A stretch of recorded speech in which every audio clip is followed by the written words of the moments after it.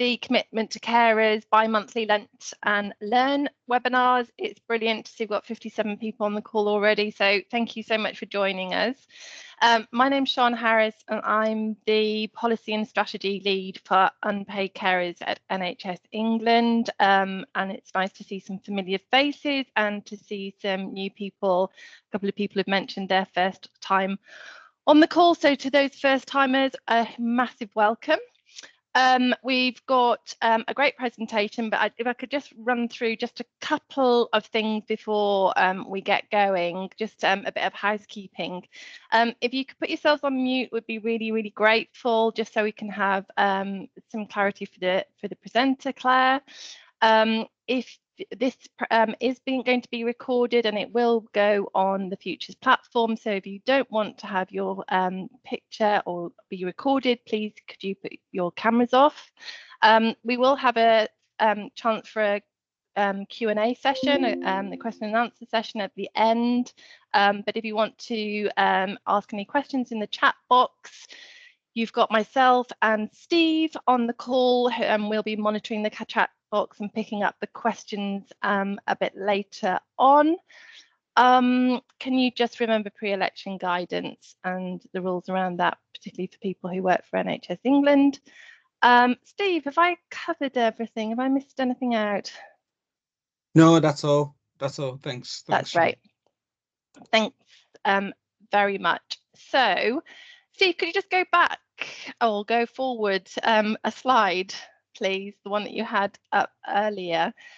Just while Steve's just putting the slide on, if I could just show you in the chat box, we have got NHS, we've got Unpaid Carers Week coming up very shortly, the 10th to the 16th of June. And we have now had the go ahead from our comms and policies team to say that we can go ahead with it, even though we are in the lead up to an election. So that's really exciting that we can go ahead because we've got a really good list of events. So if you want to click onto any of those, it'd be lovely to see you there. So today there's a very huge warm welcome to Claire Briston from Newcastle Carers. It's lovely to have you join us, Claire, and it's really nice to meet you. And I understand you're going to be talking about awareness tools for identification around asylum seekers, refugees and young carers. So if it's over to you, if it's all right with you, it's over to you. Wonderful. Thanks for the introduction, Sian. That's absolutely fabulous.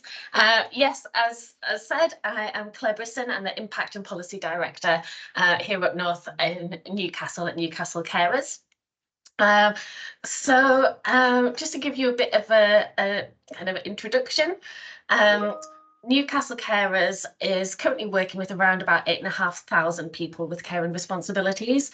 Sounds like quite a lot. If you just go to the next slide, Steve, it's really nuts. It's a bit of a drop in the iceberg. So we think that there's an estimation of approximately 30,000 carers in Newcastle.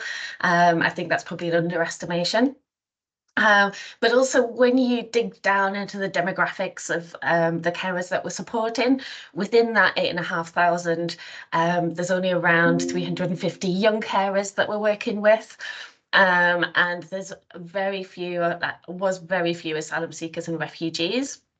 So we've been looking very closely over the last kind of few years, particularly the last kind of 3 or 4 years, around how we can really kind of work more thoroughly and improve identification of those people who are kind of traditionally hard to reach. So I'm going to go through a few tools with you today, and I'm going to start off by talking particularly about our work with asylum seekers and refugees. So we've known for a long time, obviously Newcastle is a city of sanctuary. We have around about 1,600 asylum seekers within the city. But I think at the start of this work, so around 3 years ago, we had 2 asylum seekers registered with us as carers. And, you know, it's just nowhere near the number of carers that we know are out there. I've included a quote on here from Daniel, who's on the call with us today, but just showing, you know, we know that many refugees or asylum seekers have unmet health and care needs, which lead them to relying on children to care for them. It asserts for these already particularly vulnerable young people, where language may be a barrier for their families, an additional burden of caring responsibilities may prevent them from integrating into their communities and having continuity of support. So we knew that it was going to be really difficult kind of working with this group to identify them, because they were already so far removed from so many other services. We were really lucky to get some funding to kind of focus on this, and so we had some funding from Making Carers Count from Carers Trust to be able to give this the time that we really wanted to give it. So if you just move on to the next slide for me, Steve. So what we decided to do was a full review of the work that we did as a centre, and also what was available in the city for asylum seekers and refugees. So we started off by really exploring what we could do to improve support for people with caring responsibilities, and what differences we needed to make. So we did some skill swaps. Steve, are we out just to move on to the next slide? We did some skill swaps, so with other organisations, so HAREF, which is a health equalities forum for people with marginalised and ethnic minorities, and also worked with Newcastle City Council and their City of Sanctuary team to get them to come out and train our staff to understand more about cultural competencies, understand more about asylum seekers and refugees. But we also went out and trained their staff to ensure that they were doing everything that they could to identify and refer carers into our support. We did a full policy review and operational review of all of our services. So looking at how we could make changes internally to ensure that our organisation was fully accessible. So some really simple things made a big difference with this. Things like we have a small grants programme, which a lot of carer services do, where we can offer up to around about £300 for carers to have a break to look after their own health and their own well-being. And that's something that Newcastle Carers distributes on behalf of our local city council and the ICB. As part of that, we said that carers had to have a bank account. Obviously, that doesn't work for asylum seekers because they aren't able to set up a bank account, so it made it really challenging for them to access these grants. So we changed it so that cash payments were an option, so that it became fully accessible to them. Similarly to our drop-in service at Newcastle Carers, we used to do drop-ins 2 afternoons a week at our main centre here in Byker. And asylum seekers were saying to us, actually, that's really difficult because we find it hard to find the right information, to understand the information, to know how to get there at the right times. When they're managing such complex circumstances, it was really important for the service to be as accessible as possible. So we changed it and ensured that we were available 9 to 5. So at any time that the centre's open, any carer can just drop in and see a worker immediately. We have duty workers now on shift all the time, which made a massive difference to asylum seekers and refugees, particularly in these hard to reach groups that needed a really accessible service. We're currently in the process of doing a full governance review with our board of trustees to ensure that these changes are embedded from the top down, and looking at how we can make our board of trustees more accessible to ensure that people where, for example, English isn't their first language would still feel comfortable being a trustee within the organisation if they're an asylum seeker or a refugee themselves and maybe aren't used to these kind of processes. So just making sure that the board of trustees is really accessible. And we've worked in partnership with a lot of groups, with other asylum seekers and refugees, to take our work to groups of asylum seekers and refugees instead of expecting them to come to us. And this is where one of the kind of key tools that we created came from. So with as a carer service, what we would usually do is put on groups and activities for carers to access, so they can register with our service, they can come to a whole range of different things on offer, but it would be just for carers themselves. Now, what we found through this work was that it was really important for us to instead go and deliver carers groups to groups of asylum seekers and refugees. So we put on a group that was open to all asylum seekers and refugees, regardless of whether they were carers or not. We had about 50 to 60 people in attendance at most sessions, and we used those sessions to explore what being a carer means, using a whole range of creative methods, and using those groups to actually identify carers within the groups. And on average, we were identifying around 5 or 6 carers per session, just through using the kind of different creative mediums. So if you go along to the next slide, Steve, and just play the video, you'll be able to see an overview of some of the groups and what they created from it. This Newcastle Carers film about Sarah, Tatenda and Baha was made in collaboration with asylum seekers, refugees and carers. I'm Lily Mae Cruiser, the animator and facilitator for this project, and I'm going to show you behind the scenes at all the amazing work that led to the final film. First of all, group members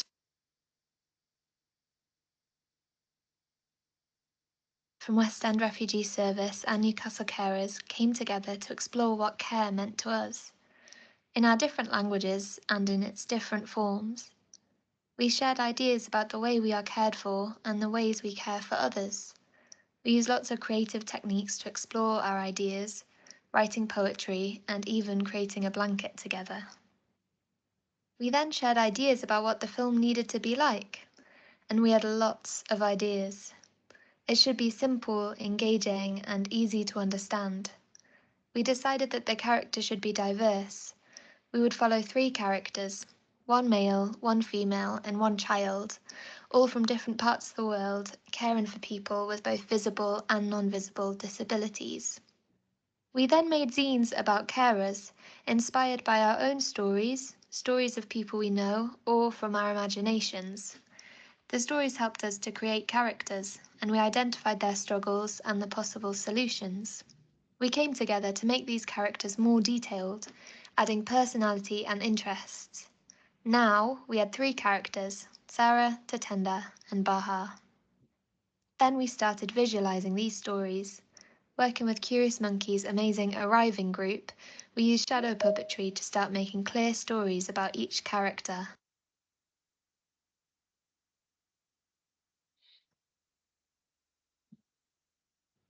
We worked in groups to create and perform these stories. We also made brilliant artwork showing how the characters looked, which shaped their final designs.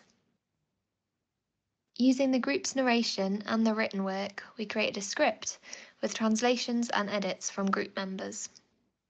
Using the script, we made storyboards to visualize different scenes in the film. We discussed how to show emotions, scenery, and personality in drawings. These storyboards were used to plan the animation in an animatic and then to create the final shots. You can see how these drawings were brought to life through animation. Musician and sound designer Rowan Lees then joined the project to help us create a soundtrack for the film, using instruments and voices to create music and sound effects. He also recorded the film's narration from members within the group.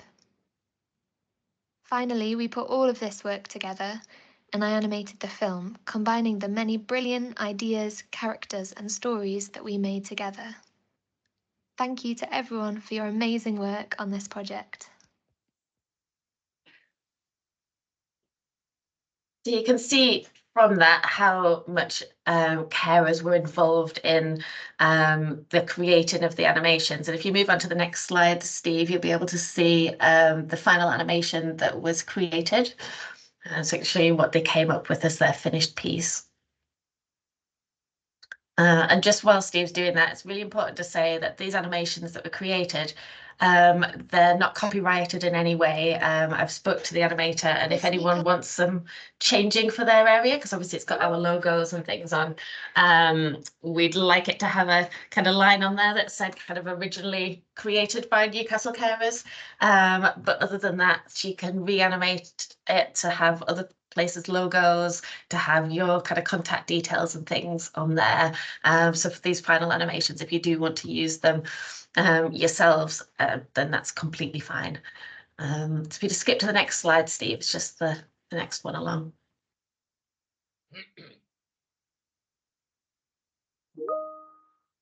Newcastle Carers film about Sarah, Oh, Tatenda and Baha. We've just seen this one, so it's just the next slide. Yeah, this is it. Oh, I seem to have come back.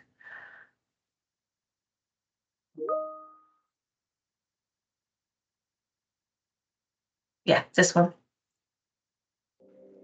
This is Tatenda. He was a carpenter back home. He used to tell stories, make music and art. Now he spends most days looking after his wife. She has depression. Their journey to the UK and the asylum process has been very difficult. He organizes her medicine, does all the housework, and supports her emotionally. He feels trapped and isolated, trying to take care of them both. Their room keeps feeling smaller. I am exhausted. The GP referred him to Newcastle Carers. They told him about organizations which can help him and his wife. He meets other carers like him and feels less alone.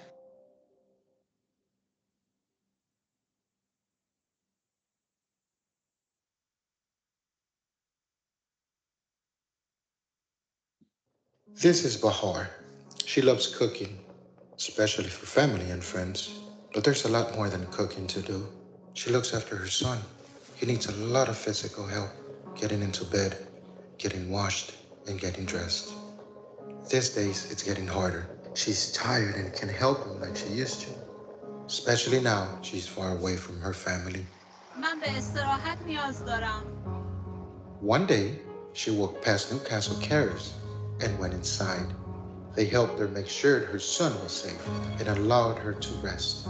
She got the help she needed, made friends, and found her freedom.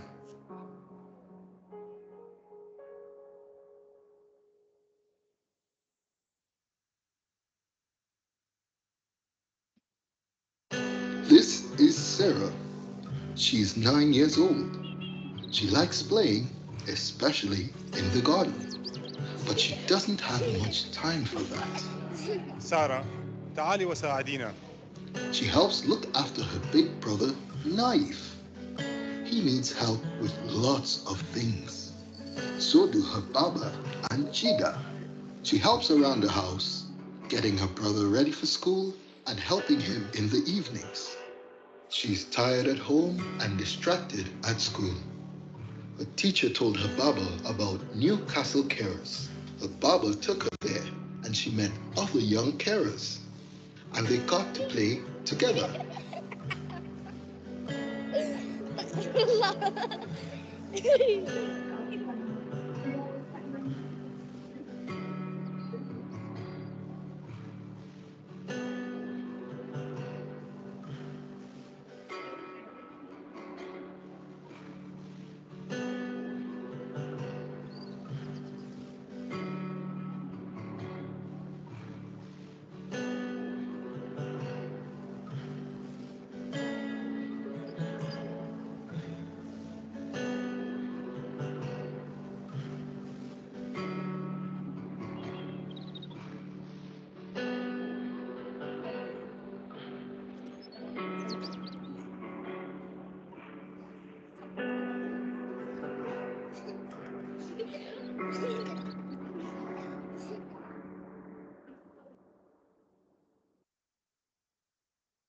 Fabulous. So that was the kind of final project and something, a tool that they've used to raise awareness, and that's been shared with organisations across the city of Newcastle to try and identify more carers who come from asylum seeker and refugee communities.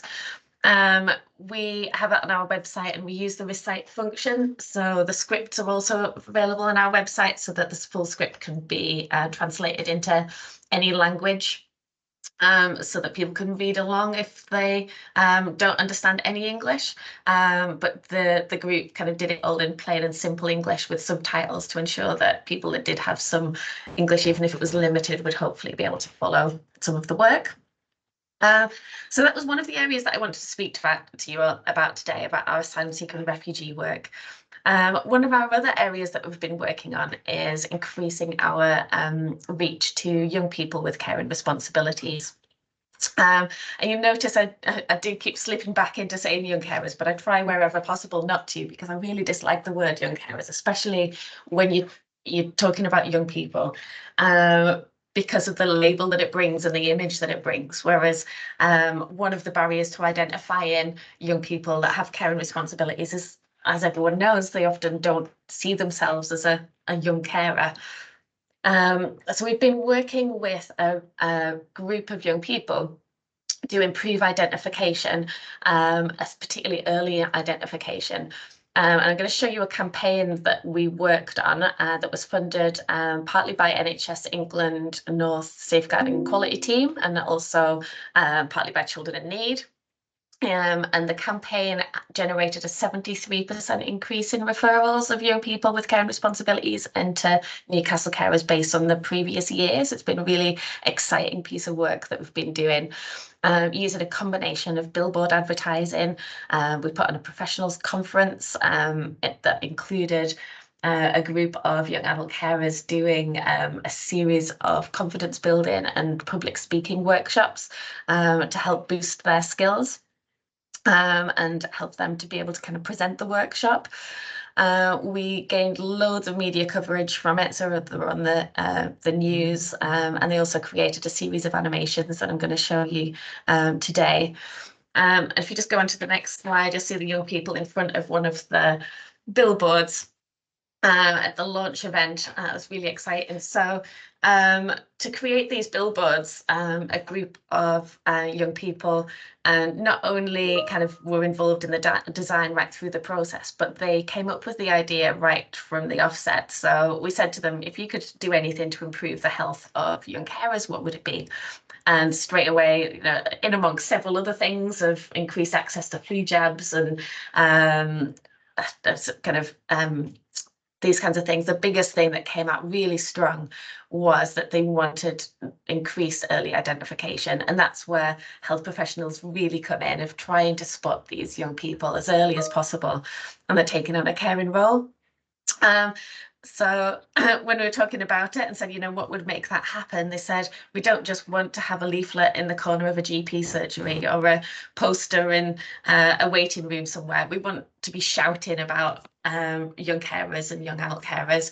We want it to literally be on billboards across the city. So that's what we decided that we would do. So they interviewed design agencies. They interviewed kind of billboard providers and looked at all of their options and made a kind of costed it all out and looked at what was possible. They decided to work with an organisation called Sale Creative, and they literally put this information everywhere. So they did this really exciting project, and part of it that they kind of realized was, you know, really, really key. The bit that really made people sit up and pay attention was to hear the stories of young people themselves. So as well as doing their own presentations, they created some animations to have a lasting impact. So I'm just going to show you some of those so that you can see some of what they created. So if you just go on to the next slide, Steve, and just play the animation for me, please. Oh, is this the one that we haven't tested and it's not going to work?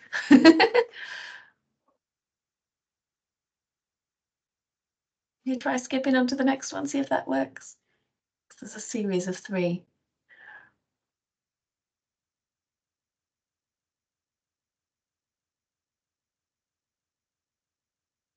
Just 2 seconds, Claire. Yeah. Not sure what's happening with this. Okay, whilst we don't have those, I'll tell you a little bit more about it. So the animations were again created completely by young carers. So they wrote all of the scripts, they designed all of the characters, drew all of the imagery, and provided it all to an animator. Had a little go at animating themselves, although we did use a professional animator to bring a lot of it to life because of the amount of time that it takes to animate something. But there's 8 animations in total, 4 following the lives of young carers of different age groups, so 2 at primary school age, 2 at secondary school age, and then 4 young adult carers. following different situations. So the kind of key themes that they took out of it were, one of them that's really interesting is they said that they think that professionals find it really difficult to identify carers because they find it hard to actually mention it to people's parents. So I don't know if this is something that you've seen in your own careers, but a lot of young people said that they felt that their teachers didn't dare kind of say to their parents, oh, is your child a young carer? Because they thought it had a negative stigma to it.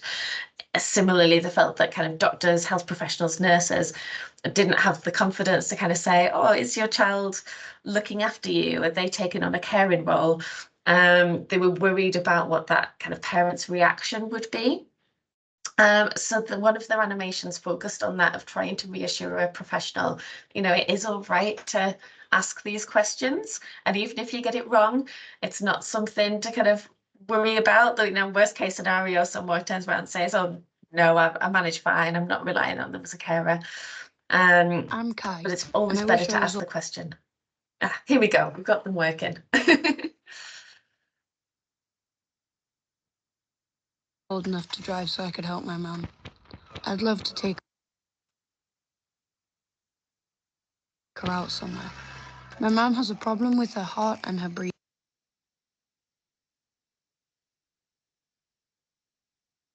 I'm Kai.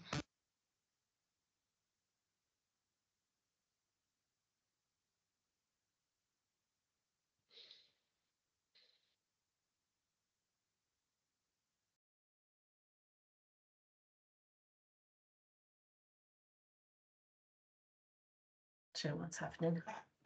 Teams have been playing up all Yeah. week, it seems, and last week.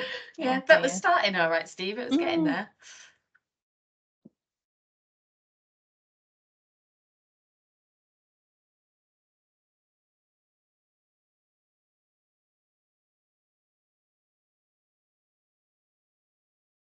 It doesn't really matter which order you play them in, whichever's the easiest.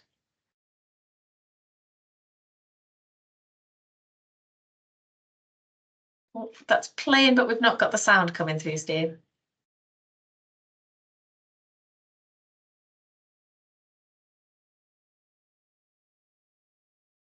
It's always the technology with these Is there things, no isn't it? sound? Hold on. No, the sound wasn't coming through. Need Okay. Hold that on. 2 magic seconds. button again.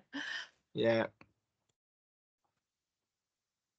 I don't like the exercise, Rosie, and I love exercise, climbing and jumping. When things get a bit stressful at home, this is my favourite place. I like to camp out here, though I don't like the dark and spiders. Mum has bipolar, and there's lots of mood swings. So one minute she'll be shouting and angry, but other times she'll be so fun and energetic and give me lots of hugs and hot chocolates. I worry that she's going to get worse rather than better. I try and remind her things she needs to do if she gets quite forgetful, but I don't always know the best way to help her. I got upset at school about everything. My teacher wanted to talk to Mum. I thought she wouldn't take it very well, and I think my teacher was a bit worried about talking to her too.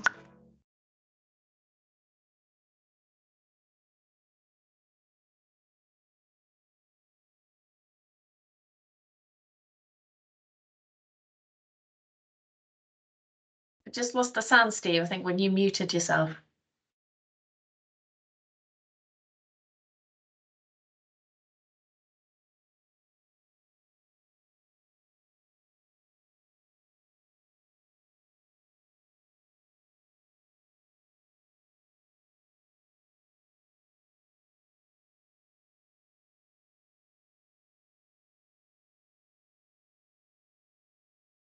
No, not getting any sound through there again.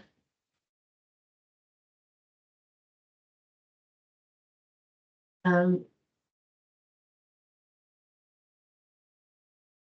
always tech issues with these things. Typical.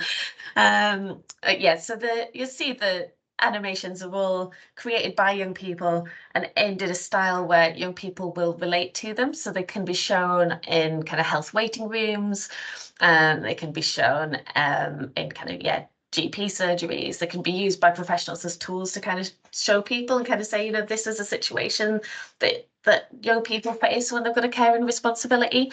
So each of the animations is very different, following a different kind of caring role in a different caring situation to try and show some kind of diversity. And the idea is that these tools can be a way of helping carers themselves to come forward, but as well as helping professionals to understand a bit more about the diversity of different caring roles and how getting the right support at the right time can make a difference and can support a young person. They're also kind of done in a real positive light to try and highlight that actually being a carer isn't necessarily a negative thing, that there is more to someone than being a carer, that they have a lot of hobbies and a lot of interests, and that, you know, they're young people first and foremost. It just happens that they've got a family member with an illness or a disability that means that they're having to help out and provide some support. So I think that's a really kind of key thing that's really important to bring into this and kind of see through the work. Do you think it's going to be possible to get them going, Steve, or are we just going to give up? I'll try it again. Hold on. Climbing and jumping. When things get a bit stressful at home, this is my favourite place.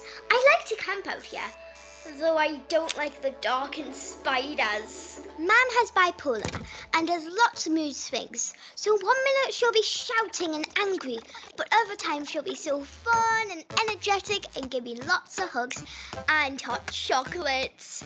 I worry that she's going to get worse rather than better. I try and remind her of things she needs to do if she gets quite forgetful, but I don't always know the best way to help her. I got upset at school about everything. My teacher wanted to talk to Mum. I thought she wouldn't take it very well, and I think my teacher was a bit worried about talking to her too. Mum actually took it all really well. She understood that sometimes I needed to talk to someone about the thoughts on my mind. My teacher referred me to Newcastle Carers, and now I talk to a support worker each week, which gives me a chance to let my worries out. Newcastle Carers also help Mum get support, so she has someone to talk to too. Hand holder. Spider hunter. Task reminder. Hot chocolate drinker. Warrior. Hugger. Listener. Rosie is a carer. Are you?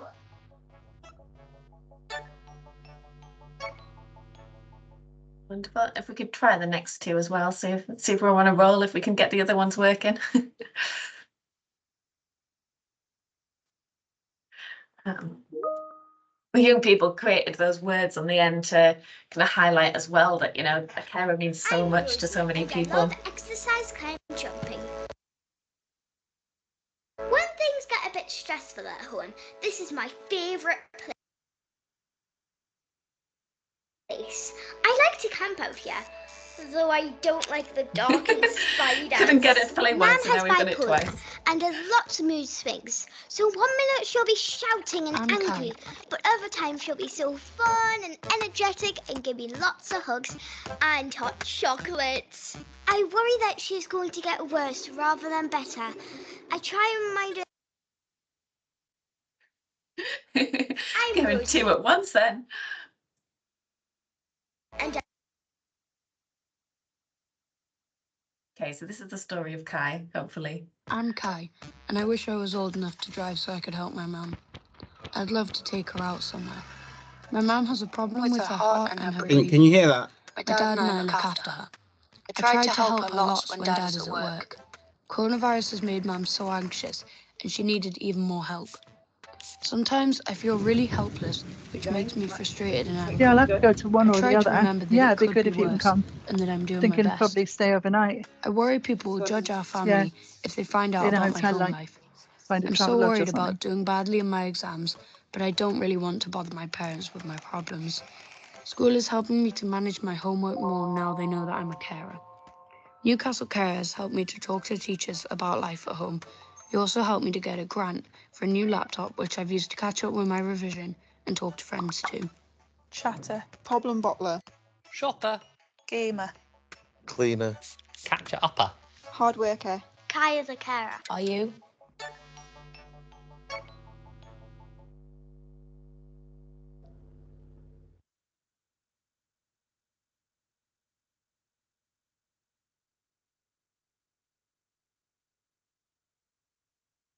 I'm James, I'm 21 and I love going out with my friends. I really do enjoy going to the cinema. It's good to get out of the house sometimes. Life at home can be difficult. Mum can really fly off the handle sometimes. She was so mad at me the other day because I refused to buy her alcohol. She's loud, hysterical. It's like she's possessed. I've nowhere else to go. She's getting worse and it's frightening. Problems are so easy to fix in movies. I wish I could easily diffuse angry situations and turn the clock back. I want to be social and bubbly, but it can be hard to focus on having fun with so much on your mind. I feel drained. I worry about Mum constantly. Where is she? Has she taken her meds? Has she taken too many and hurt herself? Every time I see an ambulance go past near home, I think it's for her. I worry I'll go back and find her dead. I need to keep her safe. Finding Newcastle Carers helped me by taking off some of the pressure, giving me more chances to go out and do things with my friends.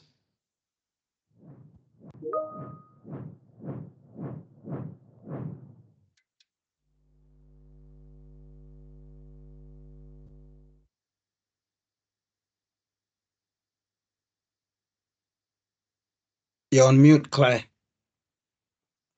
So thanks, Steve. We got there eventually. So there are more of those animations available on the Newcastle Carers website, newcastlecarers.org.uk, if you want to watch the rest of the series.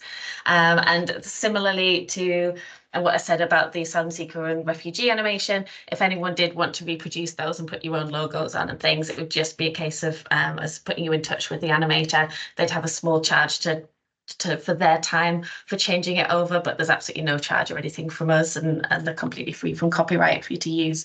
The idea is we want the messages to be out there and for as many carers as possible to be identified. It's something where I think when you listen to those stories and when you watch those animations and you understand that those are scripts that were written by young people completely based on their own experiences. I think particularly that story of James, because I know the person that wrote that, and it is literally just following their life and situation that they face. In fact, it's someone that Steve knows as well. And it just really brings to life that the situations that people face and the reason that we need to ensure that we've got the right support and things in place, and the reason that identification is so important. So just wanted to finish a little bit by going through kind of what you can do in your role, and the fact that you're already here and at this session shows that you've got an interest and a passion in supporting carers and making some change in this area. So that's great. And I think it's just really important to kind of think about every opportunity that you can do to identify people with caring responsibilities, thinking about the language that you use, understanding that people might not know what you're referring to. So everyone always says, I'm a daughter, I'm a mum, I'm a sister, I'm a brother, I'm a husband, I'm a wife. They don't say I'm a carer. Carer is a label that we put on them because we kind of need to label them as something, but it's such a confused word.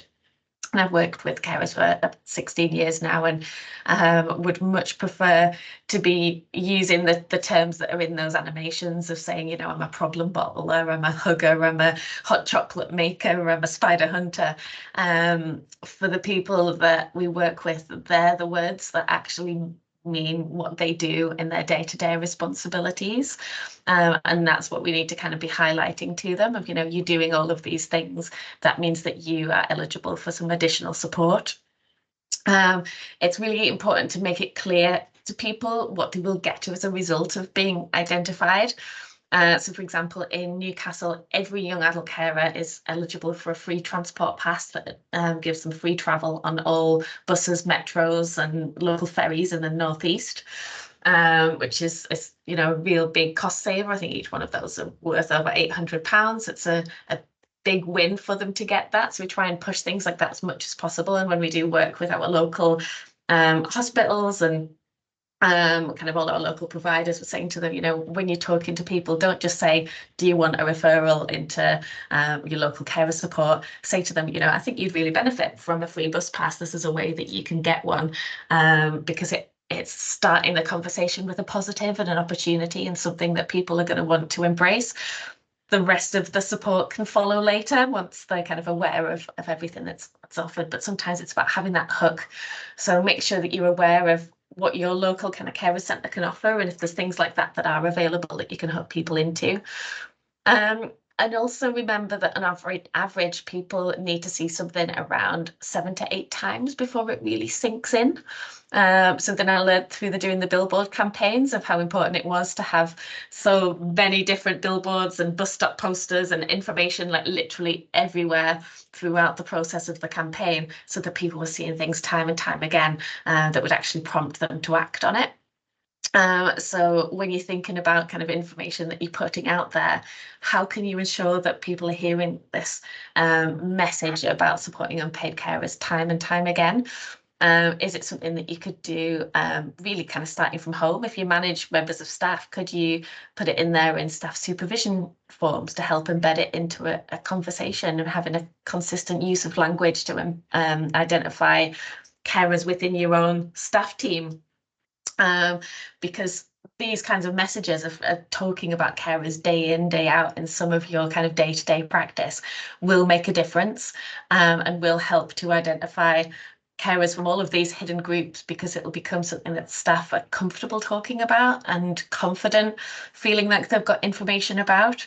If every time they have any kind of supervision or appraisal, they're kind of discussing whether they've got caring responsibilities themselves, and they're also discussing that with the members of the staff team that they manage, then it becomes something that we just have in our day-to-day language of understanding what the word carer really means and what we're talking about, and it then becomes something that they're more confident talking to patients about as well, and it's becomes something that's kind of there more regularly in people's memories. So that's some of my kind of top tips for identification. When it comes to support, it's really important to explore whether there's any changes that you can make internally to improve what you offer by doing a review and taking time to see things from other people's perspective, as well as getting a range of different people involved and hearing their views. Before we started that project around asylum seekers and refugees, I really honestly would have said, oh, the problem is that we're not getting the referrals in. The problem isn't something that we have internally within our own organisation. We already offered interpreters to people, and to be honest, I thought some of those things were enough. And then when we started doing a full review, I kind of said, actually, it really isn't. It really isn't enough to be doing what we're doing to get full equity and ensure that carers of all different kind of ethnicities and backgrounds are able to access the service. You have to really take the time to think, you know, some of these things that I hadn't realised were barriers, like people not having a bank account to be able to get grants, are actually really major barriers for people. So there might be some really simple things that you could put in place, and an example of that in Newcastle is they're currently looking at putting in a Newcastle Hospital Trust are putting in a lanyard scheme that allows carers to kind of self-identify. They can get a lanyard, they can also have it as a phone app, where they can self kind of identify as a carer and make it more visible that they're the carer that's there supporting a patient. And it's something that carers can opt in or opt out of, but for some carers they said that would be really useful to them, because it would mean that they didn't have to keep saying every time there was a new doctor or a new nurse of like, well, I'm this person's carer, that's why I'm here, please include me in the conversation. It meant that they had something there that they felt gave them a little bit of kind of onerous of being able to say, look, I'm official, which they shouldn't need, but sometimes people do feel that that's really beneficial to them. And the other kind of final point is just refer and signpost to appropriate services. Make sure you know what's available in your local area and what you can access. And unusually I never do things in time, but that takes us to 2:15, so it just takes us back to Shan to do our questions and answer session. So thank you very much for the presentation. Sorry for the technical hitches, but hopefully you got to see everything that I wanted to show. Oh, thank you so much, Claire. You can take a breath now, take a glass of water or something. Thank you both for persisting with the IT. Oh, Microsoft Teams have been such a challenge. So lots of really, really good supportive messages within the chat, Claire. I'm going to go probably from the bottom back upwards. So there's a lot of people asking about whether you will share resources. So if you just wanted to just cover where they can get, I know we'll be sharing the slide deck and there's links there. And I think you also mentioned it's on the Newcastle Carers website, but could you just confirm whether that's right? Oh, I think you're on mute, I'm afraid. Sorry. Yes, so newcastlecarers.org.uk. There we go. Microsoft Teams again. It's gone back onto mute. It has a will of its own. Oh, it really does, doesn't it? It So does. yeah, newcastlecarers.org.uk is the Newcastle Carers website. I'll pop it into the chat.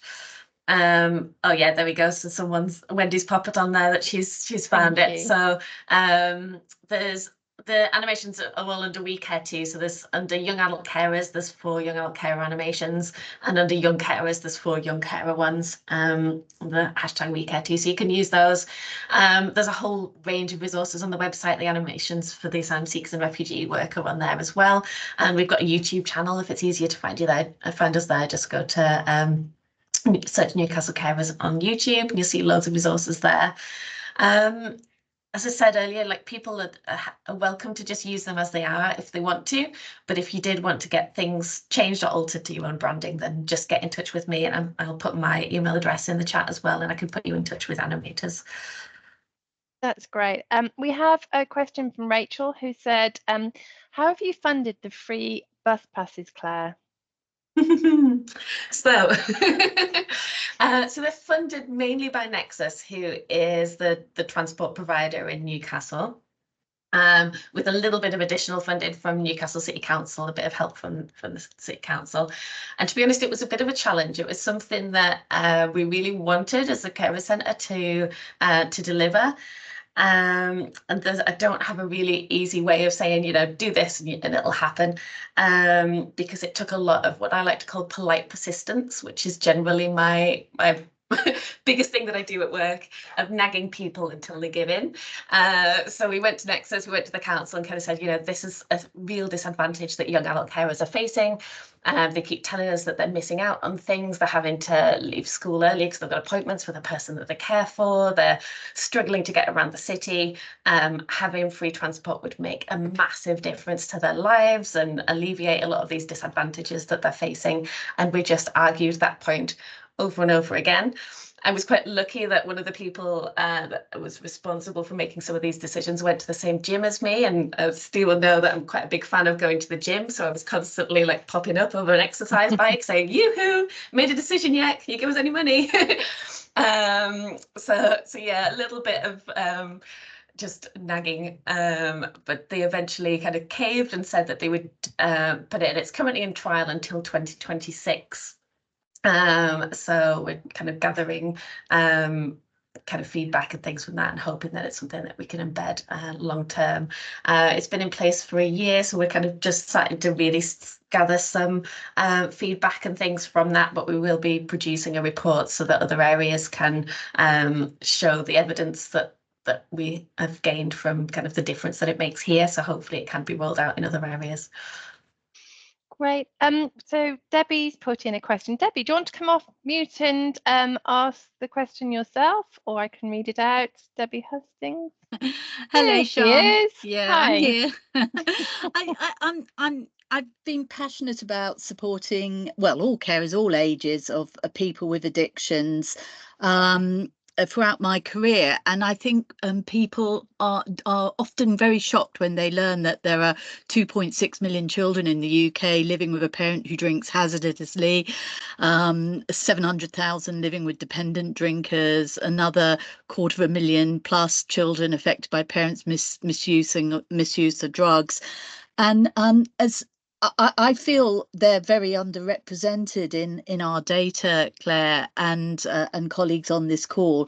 And one of the areas that I feel that we could help improve awareness is very much improving care pathways between those services, particularly the statutory services and mental health services that support patients with these conditions, actively referring into those supports. But for whatever reason, that doesn't appear to be happening, and I'm curious to know if anyone's cracked this nationally, and who feel that they've got robust care pathways in place, and they're now beginning to see that flow of young carers coming through. I don't know if anyone else might be better to answer this than me. Probably one of the best pieces of work that we've done around this is we had some funding to base a worker within the hospital who really helped to break down some of these barriers and put some work in place through a lot of kind of staff training and building up networks. It did make a big difference, but it was one person in a huge team of people. So it's kind of chipping away bit by bit, but we still definitely haven't got it right from a health perspective. Certainly from an education perspective, I think we're getting it better. So for example, going back 8 years ago, I got in touch with the local universities and colleges and said, you know, what are you doing to identify and support carers? And they kind of did the whole thing that a lot of people do of saying, oh, well, we do bits, but we don't really have many carers here. So it's not something that we need to kind of focus on too much.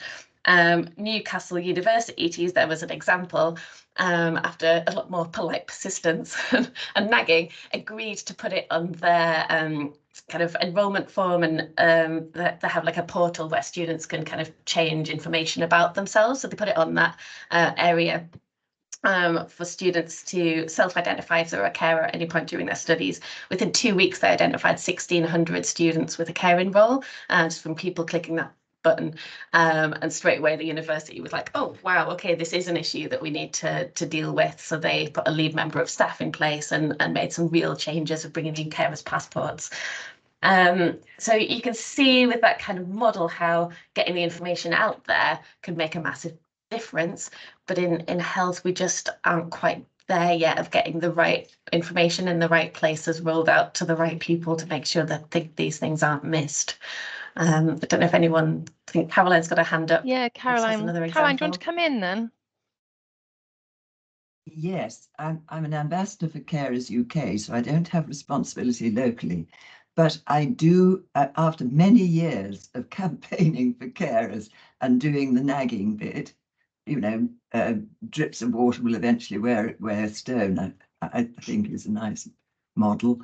But I've come to the conclusion that we've got to get into basic training of professionals, both health and social care, because that's where it starts, and we can do quite a lot of good. And Claire, that you're obviously doing that in the local colleges, but they are resistant, and because their programs are so heavily weighted. But I do think that's absolutely essential. We've got to get to the bedrock of professional training somehow, and I'm nagging Carers UK as well. So. Yeah, that does work. We speak as part of the kind of local university courses. We regularly have slots of going in and meeting with students and doing care awareness sessions with students as well as other professionals. That's marvellous. That's marvellous. Yeah, it's just chipping away, getting it in there right from the beginning and getting that continuity. But people are so busy and so diverse and large staff teams that it is challenging. It just needs constant chipping away at, I think. Yeah. Well, thank you for that, Caroline. Debbie Lucy's put a contact or a link in there for you around some of the work in Essex. Is there anybody else wants to ask anything around Claire's presentation? Now's your opportunity. Steve. Just to add onto the point made by Debbie, on our previous Mind the Gap projects, we funded 2 sites which are all from the Northeast, who were exploring and scoping around the work of carers for people with drug and alcohol misuse. So I think one of the sites, I'm actually been in contact with them to see if they'll be able to come in and do a presentation to see what their recommendations and findings are. So yeah, I'll keep you posted on future dates for that one. Thank you. We seem to be having a little bit of a block going on to the Newcastle Carers website. No, I've just done it myself, so that's working. So thank you for that, Claire. We'll put it on again, and it's on the slide pack. I I've just gone back. There's just lots of comments, and really, Claire. So perhaps you could have a look at that at another time. Rachel said we've made some inquiries here in Durham about rebranding these videos with amazing support of Claire and Newcastle Carers. And the price we had quoted was around £150.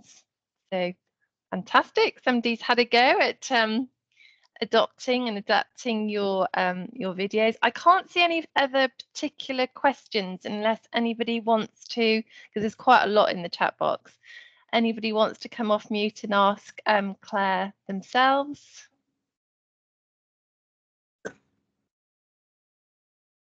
Oh, yeah. There we go. Yes, sorry. Come in. Hi, Claire. Prince Obike from Frimley. I tried to access your website and I put it on the chat. What I'm actually seeing, the way it says blocked. Okay,